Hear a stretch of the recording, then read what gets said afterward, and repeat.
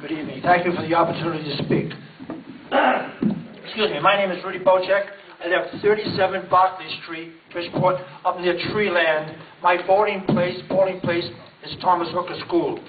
I've voted in every election since 1960.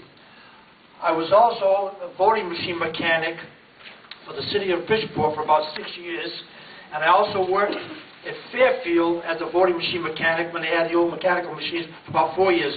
So I've experienced going to all the polling places. I found that people who are there try to do a good job. Some of them are not quite capable. It's very difficult for them to get qualified people. That's one of the problems. I didn't experience any problems at Thomas Hooker. We never had a problem over the years. I had an opportunity to visit the Registrar of Voters office on election day. I was also there when they had the recount a couple of days later.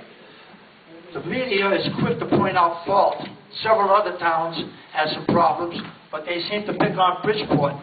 Now, I don't feel blame for anything that took place in Bridgeport. Everybody makes mistakes. Someone said, to err is human, and to forgive is divine. Also, there's also another famous saying that he who is free of mistakes cast the first aspersion. But I think they should probably try to get some better help, get people trained. Down at the registrar's office on election day, one of the computers was not working. They don't have enough help. The 2 policemen who were there got so upset with the phones ringing, they actually went out in the hallway.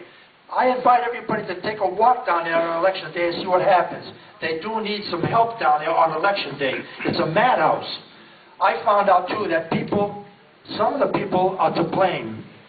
When you change your address, you have to notify the people. The lines get long because people are trying to check you out. The moderators can't get through to the registrar's office because they don't have enough help on the telephones. One computer is out. I think they have 6 computers, so that's 20% or 15%. That's a big loss. I have one more thing to mention, and I'll be out of here. Okay, citizens have a responsibility. Register early. Notify the registrars when you move. When you go down on election day, your name is not on list, they have to call the registrar's office to verify that you're a voter.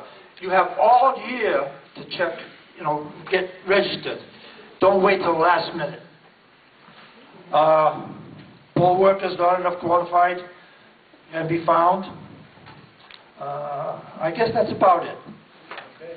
Thank you very much. Okay.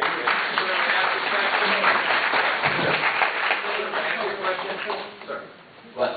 I just have a question. Now, what do you think was better, the machine or this new voting system? Well, I don't think anything's wrong with either system. Hi, Marc Del Monaco, 50 Sailors Lane. I vote at Black Rock School. Excuse me. Oh, I voted at 6 o'clock in the morning. I was there all day. I was Republican town chairman. The reason for this whole meeting is due to a simple math error. Somebody didn't take into account how many additional voters would come. I forgot what the whole tally was short by, but it was a simple math error. I just wish the mayor would be so quick to appoint a panel every year when our budget fails based on a simple math error that we can't seem to make our numbers on a yearly basis in Bridgeport.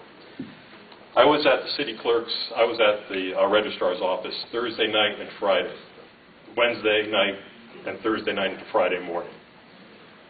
3 counts, 3 separate numbers. And now I hear, and Mr. Lasky could confirm or deny whether we are going to let the Secretary of State audit and take some of the recount some of the districts that she had requested. We can find that out, but we are continually give Bridgeport a bad and black eye. And I receive emails from people that I know all over the country laughing at Bridgeport. We can't seem to get our act straight budget-wise, education-wise, economic development-wise. We appoint this panel based on a math error, and we can't appoint panels based on more important things that the city needs. Thank you.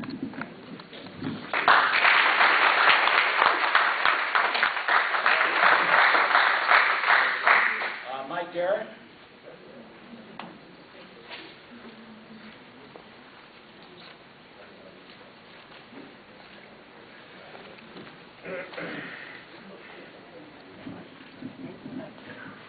Mike Garrett, 49 Weber Avenue, Bridgeport, Connecticut. I voted at JFK campus. I voted at approximately 2 p.m. And this is what I observed at that time. I went to JFK to vote. At the 75-foot mark, I was greeted by a vanguard of political workers, as it is every election, and given a mountain of political literature. This is at the 75-foot mark. I then went over the 75-foot mark with this literature.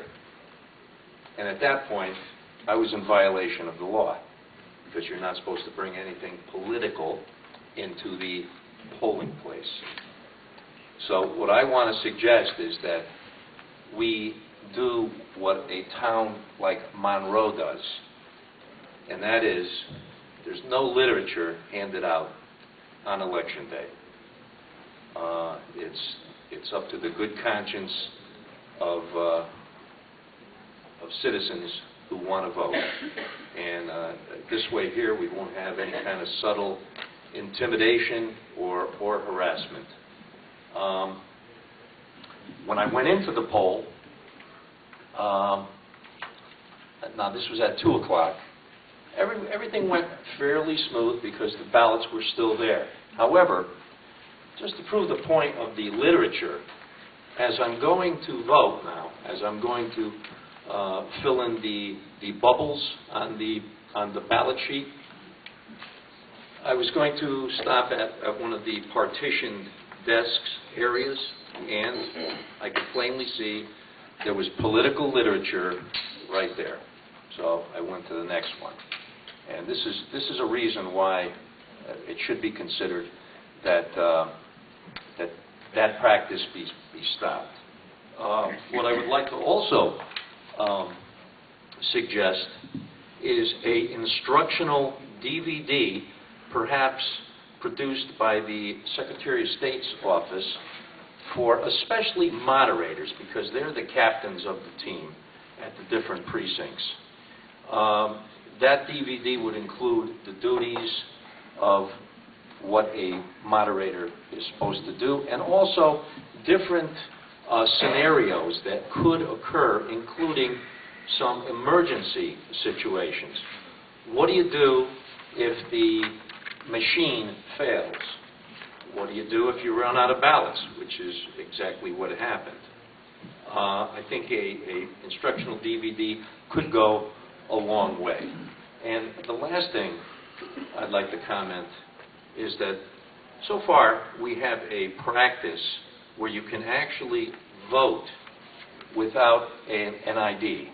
You can go in, make a claim that you're a certain individual, sign an affidavit, and vote.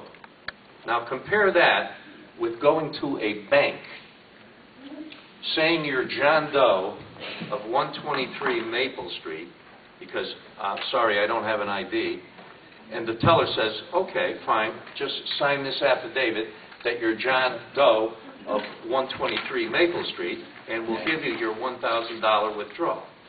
Mike, a question. A little foolish.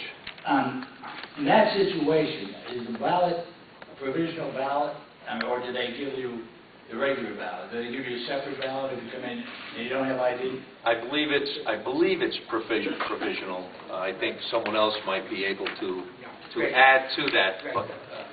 But the thing is, there's no question that this actually does happen. And what I'm hoping for is that not only the panel helps to champion some of these changes, but also our state delegation champions the changes that are being suggested here this evening.